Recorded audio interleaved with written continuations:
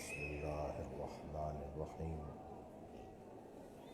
الحمد لله الذي لا يبلغ مدحته القائلون ولا يحصي نعماءه العابدون ولا يعدي حقه المجتهدون، الذي ليس لصفته حد محدود ولا نعت موجود ولا وقت معدود ولا أجل ممدود، فطر الخلائق بقدرته ونشر الرياح برحمته. الصلاة والسلام على الرسول المسدد المصطفى الأمجد المحمود الأحمد سيدنا ومولانا ومولى الكونين جد الحسن والحسين وعلي والقاسم ومحمد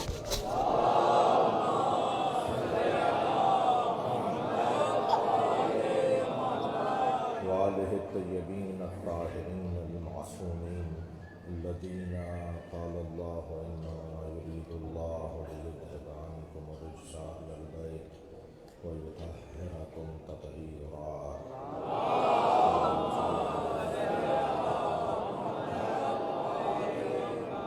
ولعنة الله على أعدائهم أجمعين من يوم عداوتهم إلى قيام يوم الدين. أما بعد، قال الحكيم في قرآن الكريم: بسم الله الرحمن الرحيم. ذلك الذي يبشر الله عباده الذين آمنوا وعملوا الصالحات قل لا أسألكم عليه أجرا إلا المودة في القربى ومن يقترف حسنة نزد له فيها إن الله غفور شكور. صلى الله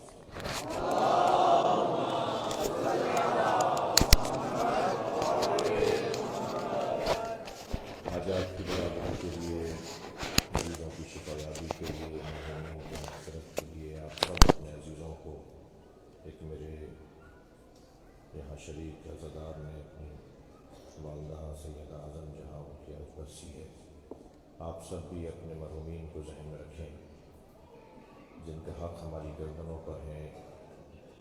ان مرحومین کو ذہن میں رکھتے ہوئے بلند تر صلوات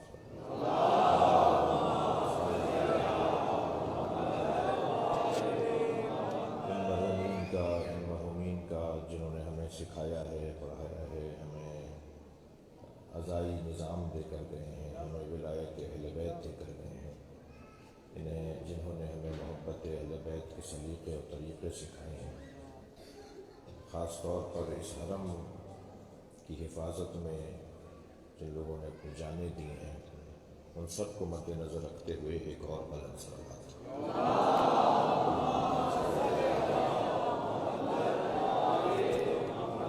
آپ اس سے بلند پڑھ سکتے ہیں.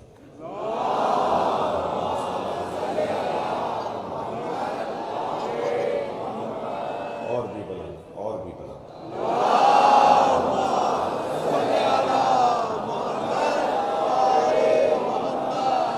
سورہ مبارکہ شورا ہے، میں نے اسے ایک مرتبہ پھر آپ کے سامنے پڑھا ہے. کل بھی میں نے اس آیت کی تلاوت کی تھی مگر اس آیت پر ہم غور نہیں کر پائے. آیت کا ترجمہ سنیں گے. ارشاد ہو رہا ہے: ذالک الذی یبشر اللہ عبادہ الذین آمنوا وعملوا الصالحات.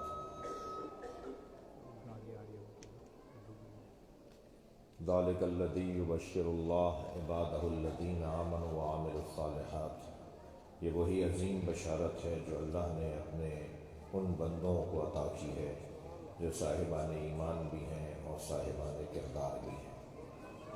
یعنی اللہ مومنوں کو اور باکرداروں کو بشارت دینا چاہتا ہے. بشارت اللہ کی ہے مگر پہنچائیں گے مصطفیٰ. رزق اللہ کا ہے ملتا علی کے ذریعے ہے. علم اللہ کا ہے ملتا ان کے ذریعے ہے. جی قدرت اللہ کی ہے ظاہر ان کے ذریعے ہوتی ہے. ما قلعت باب خیبر بقوت جسمانیہ. میں نے باب خیبر کو قوت جسمانیہ سے نہیں اکھاڑا بلکہ میں نے، مولا علی فرما رہے ہیں، میں نے باب خیبر کو قوت رحمانیہ سے اکھاڑا ہے. قوت قدرت اللہ کی ہے، مگر جس سے ظاہر ہوتی ہے اسے حیدر کہتے ہیں۔ صلوات پڑھنے محمد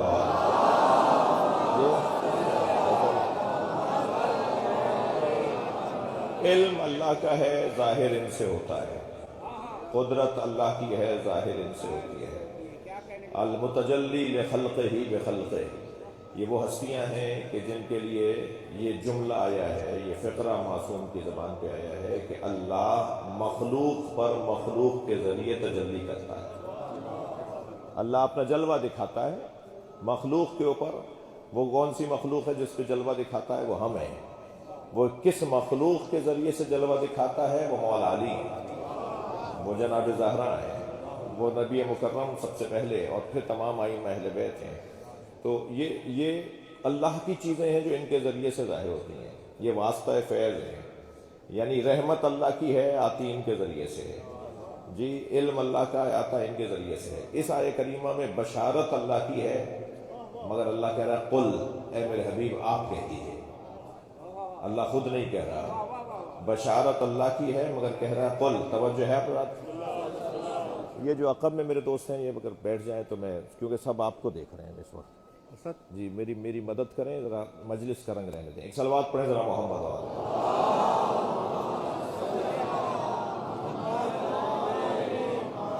ایک اور بلند صلوات پڑھیں۔ اللہم صل علی، اور بھی بلند صلوات پڑھیں۔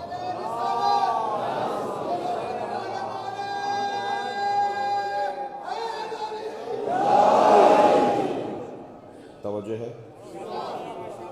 یہ ذالک الذی یبشر اللہ، یہ وہ عظیم بشارت ہے جو اللہ نے دی ہے ان بندوں کو جو ایمان والے بھی ہیں، جو کردار والے بھی ہیں۔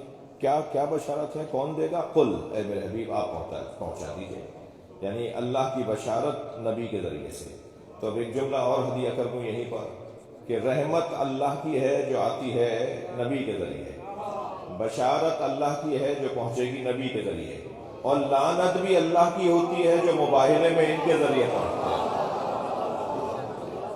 ثم نبتہل فنجعل لعنت اللہ علی الکاذبین، اور پھر ہم مباہلہ کریں گے اور اللہ کی لعنت قرار دیں گے جھوٹوں پر۔ تو یہ ساری چیزیں اللہ کی طرف سے آتی ہیں اور ان کے ذریعے سے آتی ہیں۔ تو ہم اگر اللہ ساری چیزیں ان کے ذریعے سے بھیجتا ہو تو یہ تو امت ماننے کو تیار ہے، یعنی وہاں سے یہاں کا تعلق تو مان لیتے ہو، مگر جب یہاں سے وہاں کا تعلق بنتا ہے تو کہتے ہیں اللہ کافی ہے، ہمیں کسی وسیلے کی ضرورت نہیں ہے، ہمیں کسی اور کی ضرورت نہیں ہے، ہمارے لیے اللہ ہی کافی ہے۔ ہاں، اللہ کافی ہے کی آیت قرآن میں ہے، الیس اللہ بکاف عبدہ، اے میرے بندے کیا اللہ تیرے لیے کافی نہیں ہے؟ تو یہ جو اللہ ہی کافی ہے یہ بہت اچھا جملہ ہے، صحیح جملہ ہے، بجا جملہ ہے، مگر اس کو بولنے والے کا ہمیں چہرہ دیکھنا ہوگا، یہ بول کون رہا ہے، یہ کس کے معیار کا جملہ ہے، یہ کس کے لیے جملہ ہے۔ اللہ کافی ہے کا جملہ، اچھا اس کے علاوہ ایک اور جملہ بھی کہا گیا ہمیں قرآن کافی ہے۔ یہ قرآن کافی ہے کا جملہ کون بول رہا ہے؟ قرآن کافی ہے وہ بولے کہ جس پہ قرآن اترا ہے۔ قرآن کافی ہے نبی بولے یا علی بولے، قرآن کافی ہے وہ بولے کہ جن کے لیے تورات کی اب ضرورت نہیں ہے، یعنی قرآن کافی ہے، اب زبور کی ضرورت نہیں ہے، انجیل کی ضرورت نہیں ہے، اب ہمیں تورات کی ضرورت نہیں ہے، قرآن کافی ہے کا یہ مطلب ہے۔ قرآن کافی ہے وہ بولے جو قرآن کو جانتا ہو۔ امت تو الف لام میم کے نیچے ترجمہ بھی الف لام میم لکھ دیتی ہے، جو ترجمہ نہ کر سکتے ہوں وہ تفسیر کیا کریں گے، پھر وہ تعویل کیا سمجھیں گے۔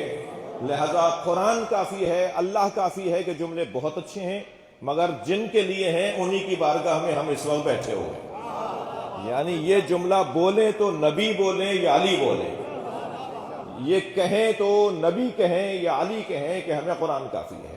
اب اس آیہ کریمہ میں اللہ ارشاد فرما رہا ہے قل، اے میرے حبیب کہہ دیجئے لا اسألکم علیہ اجرا، توجہ ہے لا اسألکم علیہ اجرا الا المودۃ فی القربى، میں تم سے اجر رسالت کے حوالے سے کوئی سوال، کوئی مطالبہ، کوئی خواہش، کوئی اجرت نہیں مانگتا، الا المودۃ فی القربى، سوائے یہ کہ میرے قربہ سے اظہار محبت کرو۔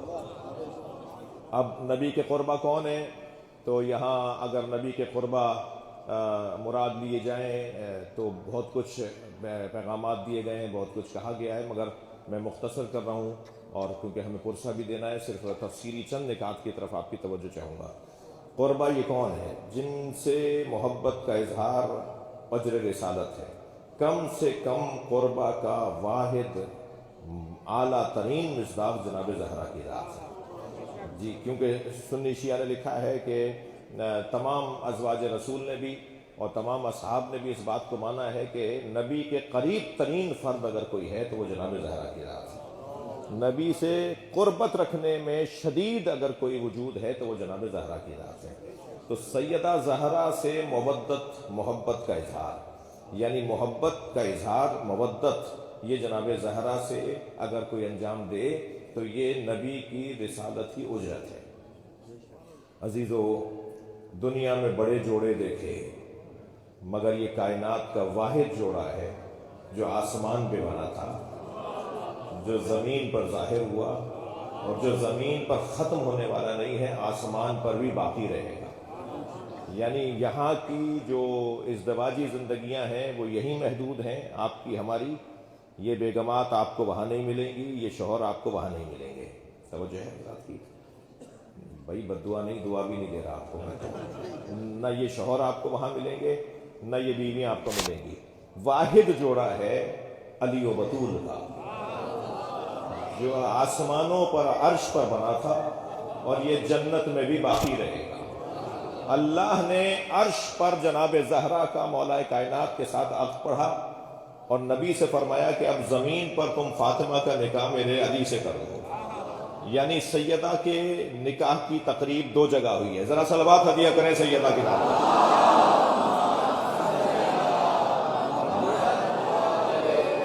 سیدہ کے عقد کی تقریب ایک عرش پر ہوئی ہے، اللہ نے 70,000 فرشتوں کو گواہ بنایا، اور سیدہ کا نکاح پڑھانے کے بعد سیدہ سے پوچھا کہ فرمایا کہ میں نے تمہارا نکاح علی سے پڑھا دیا ہے۔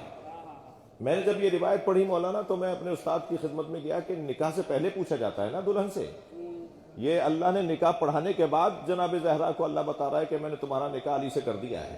تو میرے استاد مسکرائے اور فرمانے لگے تمہیں آج تک راضیہ مرضیہ سمجھ میں نہیں آئی؟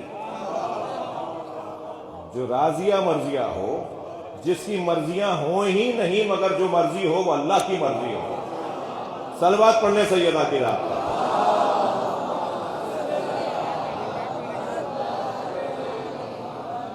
اور پھر وہاں نکاح پڑھاتے ہوئے اللہ نے نکاح پڑھا کر اللہ نے کہا فاطمہ تم اپنا مہر کیا چاہتی ہو؟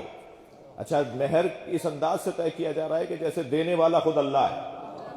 کہ میں اپنے بابا کی امت کی بخشش چاہتی ہوں، میں امت مصطفیٰ کو دوزخ میں نہیں دیکھنا چاہتی۔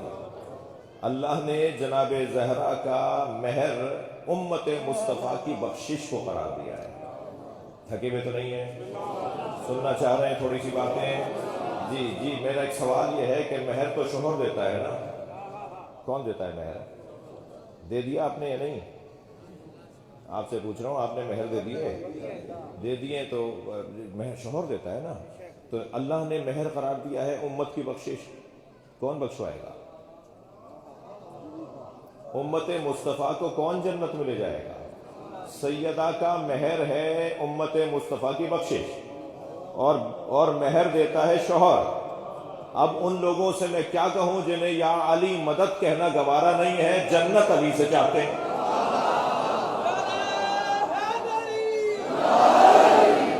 کیسے انہیں سمجھایا جائے کہ بغیر علی کے تو تم جنت کی خوشبو بھی نہیں سونگھ پاؤ گے؟ 50,000 میل کے فاصلے سے، 50,000 سال کے فاصلے سے جنت کی خوشبو آنے لگے گی۔ جب جنت کی طرف امت بڑھ رہی ہوگی تو 50,000 سال اور وہ نوری سال اور وہ اتنے فاصلے سے جنت کی خوشبو آنا شروع ہوگی، اور اسے جنت کی خوشبو نہیں آئے گی جس کے دل میں علی کا بغض پایا گیا۔ علی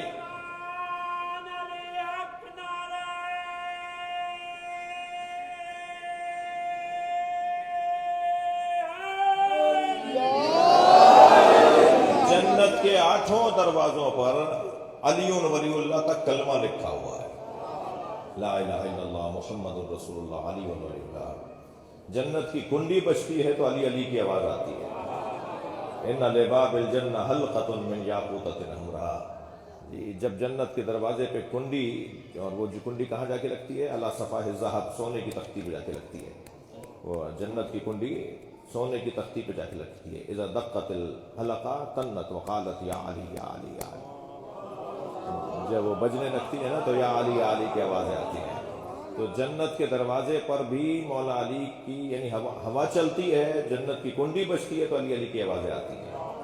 जी, अली अली की आवाज़ें आती हैं। मैं एक जुमला यही कह दूं कि जिन्हें दुनिया में अली अली की आवाज़ें पसंद नहीं है, वो जन्नत में अली अली की आवाज़ें बर्दाश्त कैसे करेंगे।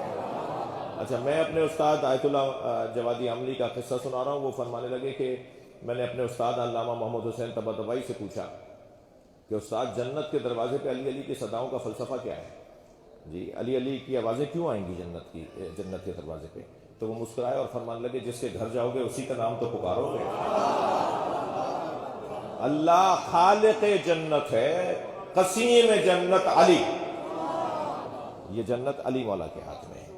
तो अब जनाब ज़हरा ने बख्शिश का उन्वान मौला कायनात के हाथ में दे दिया। हम सबको जन्नत का परवाना, उस वक्त जन्नत का परवाना अली के हाथ का जब नसीब होगा तब जन्नत की तरफ हम जा सकेंगे। रिवायात में है कि फरिश्ता जन्नत के दरवाजे पे खड़ा होगा और हर आने वाले से कहेगा कि तहरीर दिखाओ। वो कहेगा, कौन सी तहरीर? अली ने लिख कर दिया है तुम्हें। अली मौला जिसे लिख कर देंगे वो जन्नत में जाएगा। तो जन्नत में जाने के लिए ज़रूरत है कि मौला कायनात की मोहब्बत का इजहार हो। अजीज़ो, क्या मकाम है इन दोनों हस्तियों का, जनाब ज़हरा और मौला अली। नबी मुकर्रम ने मेराज के सफ़र में देखा कि एक अनगिनत ऊँटों की कतार है, जिसका आगाज़ भी नज़र नहीं आ रहा कि वो कहाँ तक पहला ऊँट जा चुका है, और जिसका इख्तिताम भी नज़र नहीं आ रहा कि आखिरी ऊँट कहाँ है। अनगिनत ऊँटों की कतार है। नबी मेराज पर मुशाहिदा फरमा रहे हैं, और अनगिनत ऊँटों पर बार लदा हुआ है, सामान भी लदा हुआ है। ऊँटों की गिनती का पता नहीं है कि ऊँट कितने हैं। नबी मुकर्रम ने पूछा, ए जिब्रील, ये ऊँट और उन पे लदा हुआ ये माल कैसा है? तवज्जो है। तो जनाब जिब्रील अमीन ने फरमाया, या रसूलल्लाह, ये ऊँट आपकी फातिमा का जहेज़ लेकर जा रहे हैं। ये जितना भी माल लदा हुआ है, जितना भी सामान लदा हुआ है, ये आपकी फातिमा का जहेज़ है जो अल्लाह ने करार दिया है। तो नबी मुकर्रम ने फरमाया कि इनमें से एक ऊँट बिठाओ, मैं अपनी फातिमा का जहेज़ देखना चाहता हूँ कि अल्लाह ने मेरी फातिमा का क्या जहेज़ बनाया है।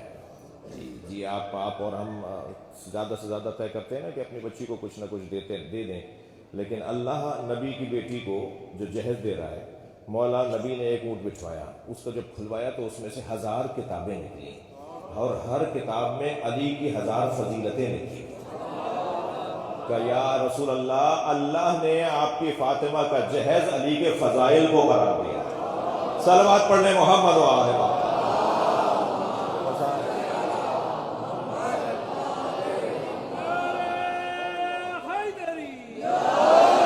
ये मौला कायनात की अज़मतें और फ़ज़ाइल, कहाँ से बात शुरू हो कहाँ बात ख़त्म हो, इतना तय है कि जनाब ज़हरा का मौला अली के साथ जुड़ना, उनका ताल्लुक़, ज़ौजियत का ताल्लुक़, ये मौला कायनात के फ़ज़ाइल में से एक फ़ज़ीलत है। लौला अलीयुन लमा काना लिफ़ातिमता कुफ़्वुन अला वजहिल अर्ज़। अगर अली ना होते तो फ़ातिमा का कोई शोहर ना होता, यानी जनाबे मरियम का कोई हम पल्ला नहीं था ना, तो जनाबे मरियम की शादी नहीं हुई। अगर मौला कायनात ना होते तो जनाब ज़हरा की भी शादी ना होती। मौला कायनात बराबर हैं, मौला बराबर हैं जनाब ज़हरा के साथ। दुनिया का कोई जोड़ा बराबरी की बुनियाद पे नहीं बनता भाई। हम बोल देते हैं दिल रखने को कि एक जैसे हैं, तवज्जो है, मगर कोई किसी के बराबर नहीं होता। हत्ता किसी नबी की ज़ौजा उनके बराबर नहीं थी। हमारे नबी की तमाम ज़ौजाएँ, ख़ास तौर पे जनाब खदीजतुल कुबरा सलामुल्लाह अलैहा, इतना बड़ा मकाम रखती हैं मगर नबी के बराबर नहीं है। तो फिर कौन सा जोड़ा है जो बराबरी की बुनियाद पर बना है? कायनात में बस एक ही जोड़ा है जो बराबरी की बुनियाद पर बना है, और वो है अली और बतूल का जोड़ा। हर एतबार से दोनों बराबर हैं। علم میں دونوں ایک جیسے ہیں، تقوی میں دونوں ایک جیسے ہیں، شجاعت میں دونوں ایک جیسے ہیں، سخاوت میں دونوں ایک جیسے ہیں، جی ہر اعتبار سے جن دونوں کی طہارت میں دونوں ایک جیسے ہیں۔ عزیزو، سمجھ میں جو نہ آئے اسے فاطمہ کہا جاتا ہے، جسے سمجھ نہ پائیں اسے فاطمہ کہا جاتا ہے۔ نہیں ہو سکتا کہ کسی بیوی کے بچے کی آمد ہو، کسی بیوی کی گود میں، کسی خاتون کی گود میں کسی بچے کی آمد ہو اور وہ بیوی فوراً نماز پڑھے۔ جو بچے کی آمد کے فوراً بعد نماز پڑھے اسے بطول عذرا فاطمہ کہا جاتا ہے۔ امام حسن دنیا میں تشریف لائیں، کچھ ہی دیر کے بعد نماز ظہر جناب زہرا نے پڑھی ہے۔ یہ طہارت اور بطل ہونے اور بطول ہونے کی دلیل ہے۔ جس کے ہاں ایک لمحے، ایک دھاگے اور ایک سوئی کی نوک کے برابر بھی نجاست کا گزر نہ ہو، اسی کو بطول کہا جاتا ہے۔ کیسے سمجھیں گے؟ جو سمجھ میں آ جائے وہ فاطمہ نہیں ہے۔ فطمت ان معرفتہا، نبی سے پوچھا گیا آپ کی فاطمہ کا نام فاطمہ کیوں رکھا ہے؟ تو فرمایا فاطمہ کی معرفت سے لوگوں کو دور کر دیا گیا ہے، کوئی فاطمہ کو پہچان نہیں سکتا۔ جب فاطمہ بی بی کو کوئی فضائل میں نہیں پہچان سکتا تو مسائل میں بھی نہیں پہچان سکتا۔ مجہولۃ قدرہا ومجہولۃ قبرہا، یہ بی بی وہ بی بی ہے جن کی قبر بھی مجہولہ ہے، جن کی قدر بھی مجہولہ ہے، جن کے فضائل بھی ہمیں نہیں معلوم کہ کیا کیا ہیں، اور جن کی قبر کا بھی ہمیں نہیں پتہ۔ مدینے میں چلے جاؤ، یا جنت البقیع میں سلام کر لو، یا محراب اور منبر کے درمیان سلام کر لو، یا کھڑے ہو کے نبی کے حجرے کے، بی بی کے حجرے کے سامنے جہاں نبی دفن ہے، جہاں نبی کا مزار ہے، جہاں زری ہے، جالی ہے نبی کی، وہاں کھڑے ہو کے سلام کر لو۔ بی بی کی قبر کا پتہ نہیں ہے، مخفی رکھا ہے، چھپایا ہے قبر زہرا کو۔ میں جنت البقیع میں قبر حضرت ام البنین مادر عباس علیہ السلام کی قبر پہ کھڑا تھا، زیارت کر رہا تھا بی بی کی، کہ جنت البقیع کے مرکزی دروازے سے لبنانی حاجیوں کا قافلہ داخل ہوا جو ایک نوحہ پڑھتے ہوئے آ رہے تھے۔ اے مادر عباس، ہمیں تمہاری قبر تو مل گئی، مگر ہمیں حسین کی ماں کی قبر بتا دو۔ یہ جو حکمت ہے، یہ جو حکمت ہے کہ کیوں بی بی کی قبر کو مخفی رکھا ہے، تاکہ سیدہ کا چاہنے والا معرفت کے میدان میں ہمیشہ اس بی بی کو ڈھونڈتا رہے، ڈھونڈے کہ کہاں ہے۔ بی بی کی قبر ہمارے سینے میں ہے، بی بی کی قبر ہمارے دل و دماغ میں ہے۔ بی بی کی قبر امام زمانہ آ کے بتائیں گے، جب اپنی جدہ جناب زہرا کی قبر پہ کھڑے ہو کے سلام کریں گے نا، تب امت کو پتہ چلے گا کہ جناب زہرا کہاں دفن ہے۔ ایام فاطمیہ، آج کی مجلس کا عنوان بھی جناب زہرا کے مصائب کا بیان ہے۔ جگہ بھی اللہ نے ہمیں ایسی دے دی ہے۔ میرے بھائی جناب موسیٰ رضا، ان کے رفقا، پوری ٹیم دعاؤں کے لیے مستحق ہے کہ ہمیں اس نئے تعمیر شدہ ہال میں یہ موقع نصیب ہو رہا ہے۔ ہم جب یہاں سے واپس ہوں گے نا تو روتے ہوئے مولا علی کی زری پہ جائیں گے۔ مجھے نہیں معلوم کہ میں کتنا اچھا بیان کر پاؤں گا، لیکن میرے بعد نوحہ بھی پڑھا جائے گا۔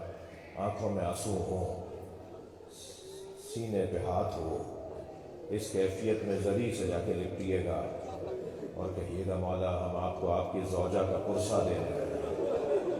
مولا مدینے میں تو نہ آپ کو رونے دیا گیا، نہ مدینے میں آپ کے بچوں کو رونے دیا گیا، نہ مدینہ منورہ میں خود زہرا کو رونے دیا گیا۔ عجیب بات نہیں ہے کہ آ کے کہیں کہ فاطمہ سے کہیں یا رات کو رویا کریں یا دن میں رویا کریں، اور مولا کائنات آ کے کہیں اے فاطمہ، لوگ کہتے ہیں یا رات میں رویا کرو یا دن میں رویا کرو۔ پھر میرے مولا نے شہر کے باہر ایک گھر بنوا دیا، بی بی حسن و حسین کا ہاتھ پکڑ کے بیت الاحزان کے اندر مدینے کے باہر ایک حجرے میں جا کر اپنے بابا پہ گریا کیا کرتی تھی۔ سنیں کہ دشمنوں نے وہ گھر بھی گرا دیا۔ جناب زہرا کی وطن میں تنہائی دیکھیے کہ اپنے ہی گھر میں سیدہ تنہا نظر آ رہی ہیں۔ اور میں نے ایک جملہ کہا کہ جناب زہرا کو خود بھی رونے نہیں دیا گیا، ان کے بچوں کو بھی جنازے پہ رونے کا موقع نہیں ملا، اس لیے کہ جب وصیت فرمائی نا کہ یا علی مجھے رات کو غسل دیجیے گا، مجھے رات کو کفن پہنائیے گا، مجھے رات کو ہی دفن کر دیجیے گا، تو جب جنازہ تیار ہو گیا تو امیر المومنین نے حسنین سے فرمایا اگر تمہارے رونے کی آوازیں بلند ہو گئیں تو اہل محلہ کو معلوم ہو جائے گا کہ زہرا کا جنازہ اٹھ رہا ہے۔ میں نے ایک عارف باللہ عالم دین سے حرم حضرت معصومہ قم میں یہ مسائل سنے تھے۔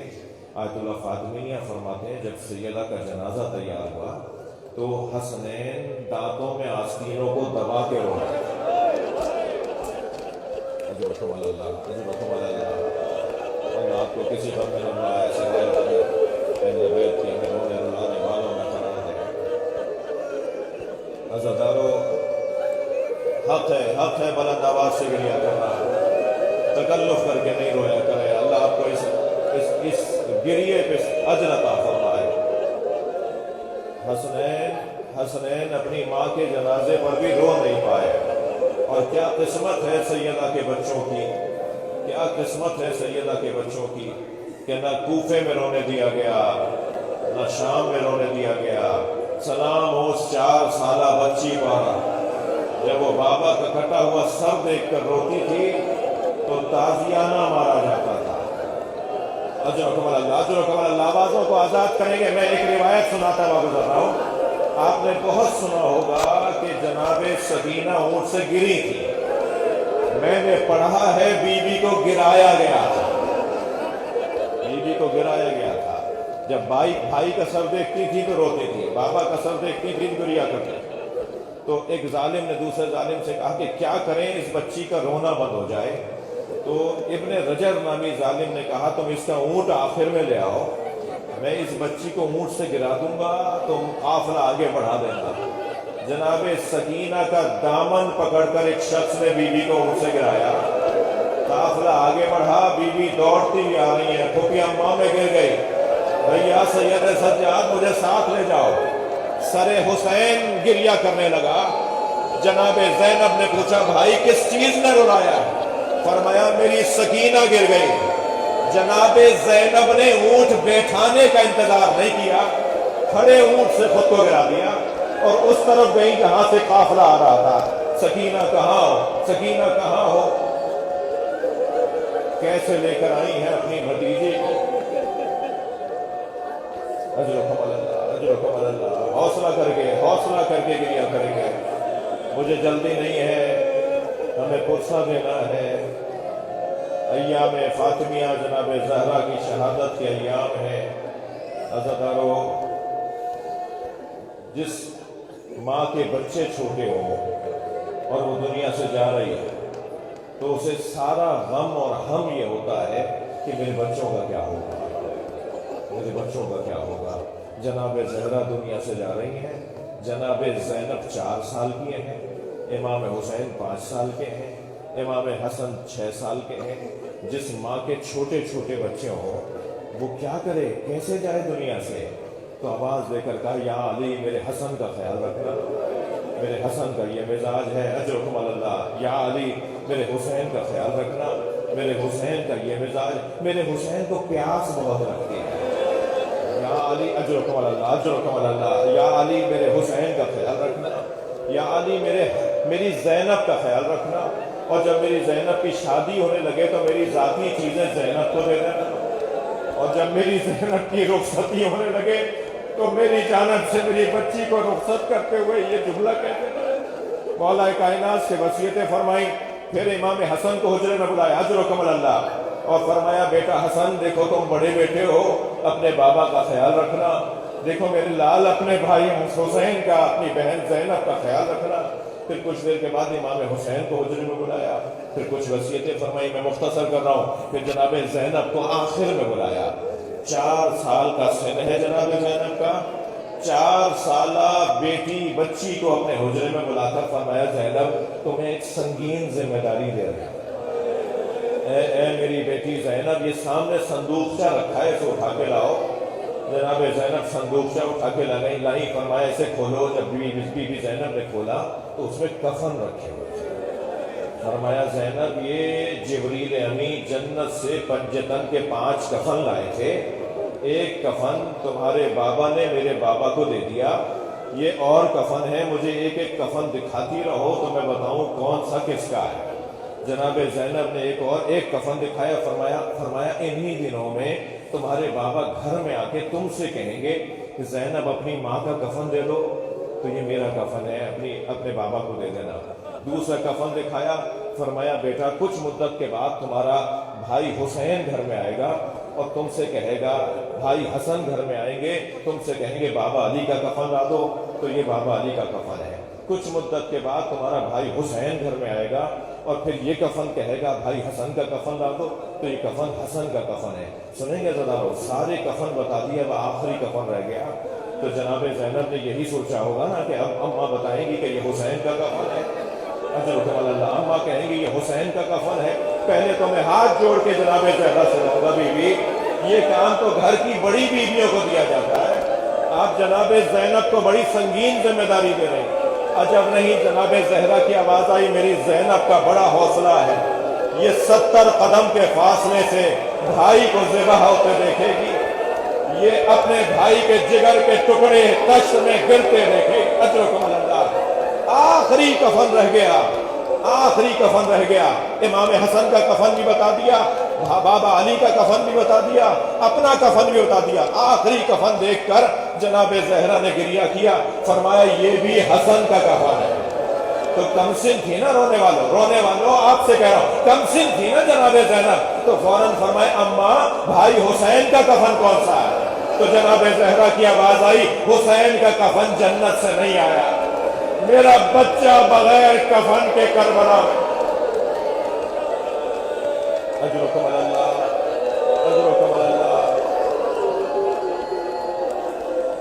یا اللہ، حرم امیر المومنین میں یہ گریہ کی آوازیں ہیں۔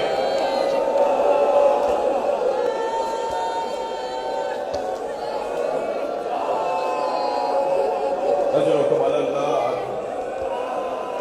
چلیے کچھ دیر میرے ساتھ پھر مدینہ چلیے، کچھ دیر پھر چلیے میرے ساتھ، اپنے ذہنوں کو مدینہ لے چلیے۔ نجف سے مدینہ چلتے ہیں، ایک گھر سے دھواں اٹھ رہا ہے، ایک گھر سے دھواں اٹھ رہا ہے، مگر رونے والوں وہ دھواں چولہے کے جلنے کا نہیں ہے، وہ دھواں دروازے کے جلنے کا ہے، اور دروازہ بھی معمولی دروازہ نہیں ہے جس پہ نبی کھڑے ہو کے سلام کرتے تھے، جس پہ سرکار کھڑے ہو کر اجازت مانگتے تھے، جس پہ جبریل امین، جس پہ ملک الموت آ کے اجازت مانگتا تھا۔ دروازہ وہ دروازہ ہے جس کو آگ لگا دی ہے، اب آدھا دروازہ جل چکا ہے مگر وہ دروازہ گر نہیں رہا، تو ایک ظالم نے اپنے غلام قنفذ سے کہا اسے لات مار کے گرا دے۔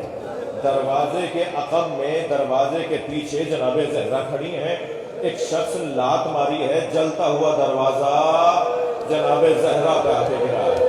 آیت اللہ فضل اللہ کو ہم پانی کہتے ہیں، اس دروازے میں لوہے کی ایک کیل تھی جس نے سیدہ کی پسلی توڑ ڈالی، اور جب دروازہ جلتا ہوا جناب اجرکم اللہ، اجرکم اللہ، ایک جملہ اور جو عرفا نے بیان کیا ہے، جلتے ہوئے دروازے کے نیچے جناب زہرا، کیسے بیان کروں، کیسے سنیں گے آپ؟ جلتے ہوئے دروازے کے نیچے جناب زہرا، ایک ظالم کہتا ہے کہ ہم گھر میں داخل ہو رہے تھے، میں دروازے پہ پیر رکھ رہا تھا، مجھے اندازہ ہوا اس کے نیچے زہرا ہے، تو سیدہ کی عظمت مانے ہوئی کہ میں پیر ہٹاؤں، میں نے پیر ہٹایا یہ سوچ کے کہ اس بیوی کا مقام بہت بلند ہے، مگر علی کا بغض غالب آ گیا اور میں نے دروازے پر پیر رکھا تو آواز آئی فضا میرا محسن شہید ہو، فضا مجھے سنبھالو۔ अजरुकुम अल्लाह।